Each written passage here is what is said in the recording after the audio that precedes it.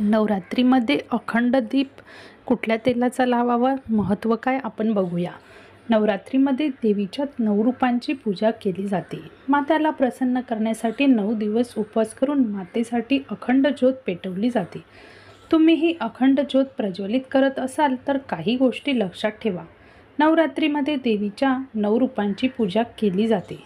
देवीला प्रसन्न करण्यासाठी 9 दिवस उपवास करून घटस्थापना करतात।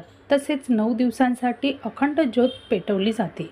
अखंड ज्योती म्हणजे 9 दिवस न विझणारी ज्योत। प्रतिपदेच्या दिवशी कलशाच्या स्थापनेच्या वेळी ही ज्योत प्रज्वलित केली जाते। नवरात्रीमध्ये देवीच्या 9 रूपांची पूजा केली जाते।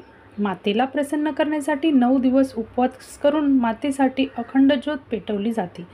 तुम्हीही अखंड ज्योत प्रज्वलित करत असाल तर काही गोष्टी लक्षात ठेवा। अश्विन महिन्यातील शुक्ल पक्षाची प्रतिपदा तिथी 3 ऑक्टोबर रोजी सकाळी 12:18 सुरू होईल। 4 ऑक्टोबरला पहाटे 2:58 प्रतिपदा समाप्त होईल। अशा परिस्थितीत 3 ऑक्टोबरपासून शारदीय नवरात्रीला सुरुवात होणार आहे।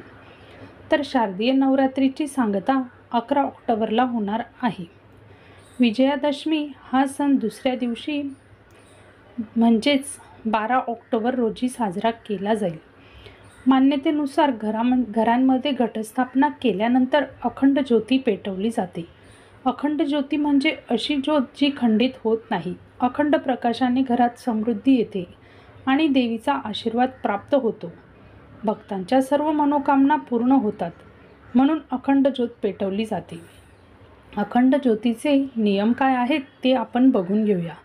जर तुम्ही अखंड ज्योत पेटवत असाल तर लक्षात ठेवा की त्यासाठी ज्योतीचा दिवा किंवा वात इतका मोठा असावा की तो बराच काळ जळत राहील। अखंड ज्योत सांभाळायची आहे म्हणून लक्षात ठेवा की स्नान करून शुद्ध झाल्यावर अखंड ज्योतीत तूप किंवा तेल टाकत राहावे। अखंड ज्योतला कधीही घाणेरड्या हातांनी स्पर्श करू नका। अखंड ज्योती लावण्यासाठी वापरलेला दिवा किंवा तुटलेला दिवा वापरू नये। या दिव्याची वातही अखंड ज्योतीसाठी योग्य असायला हवी, म्हणजे वातही मोठी असायला हवी। अखंड ज्योत तांदूळाने भरलेल्या ताटात असावी। देवीजवळ जमिनीवर नाही तर तांदूळाने भरलेल्या ताटात अखंड ज्योत ठेवली जाते। ज्या ठिकाणी ज्योत पेटत आहे त्या ठिकाणी कुलूप लावू नये, म्हणजे ती खोली प्रकाशित असावी। 3-4 तास जळत राहील इतके तूप त्यात भरावे किंवा तेल भरावे। अखंड ज्योत विझलेली नाही हे पुन्हा पुन्हा तपासावे। कन्यापूजनानंतर अखंड ज्योत आपोआप संपते। जर काही कारणास्तव तुम्ही तुमच्या घरात अखंड ज्योत लावू शकत नसाल तर तुम्ही तुमच्या नावाने असलेल्या अखंड ज्योतीचे साहित्य एखाद्या मंदिरात दान करावे।